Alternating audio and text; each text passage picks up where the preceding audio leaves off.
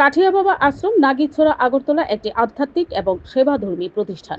এই আশ্রমের প্রধান কার্যক্রমগুলো হলো প্রতিদিন সকালে ও সন্ধ্যায় মন্দিরে নিয়মিত পূজা, আরতি এবং প্রার্থনা করা হয়। এখানে নিয়মিত ভজন ও কীর্তনের আয়োজন করা হয়, যা ভক্তদের আধ্যাত্মিক অনুভূতি বাড়াতে সাহায্য করে। বিভিন্ন ধর্মীয় গ্রন্থ যেমন শ্রীমদ্ ভগবদ গীতা, শ্রীমদ্ গৌতম এবং উপনিষদ নিয়ে আলোচনা ও পাঠের ব্যবস্থা রয়েছে। দরিদ্র শিক্ষার্থীদের পড়াশোনার জন্য আর্থিক সহায়তা এবং শিক্ষা উপকরণ প্রদান করা হয়।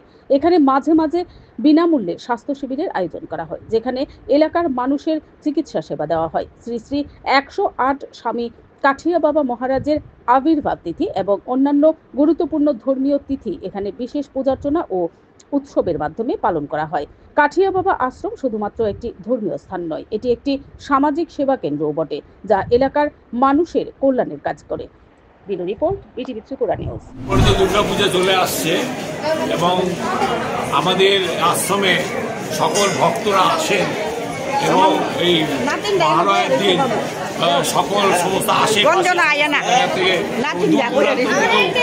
লোকেরা আসেন, এসে নিয়ে তারা সব আমাদের আশ্রমের শ্রী বৃদ্ধি করে।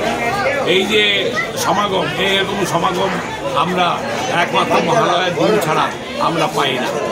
সেই মহালয়ের দিনে আমরা এই পূর্ণ লগ্নে, পূর্ণ তিথিতে আমরা সকলেই এখানে আছি এবং আমরা সকলের কল্যাণ চিন্তা করি এবং বাচ্চাদেরকে আমরা একটু ওই চকলেট এগুলো আমরা বাচ্চাদেরকে দিয়ে থাকি।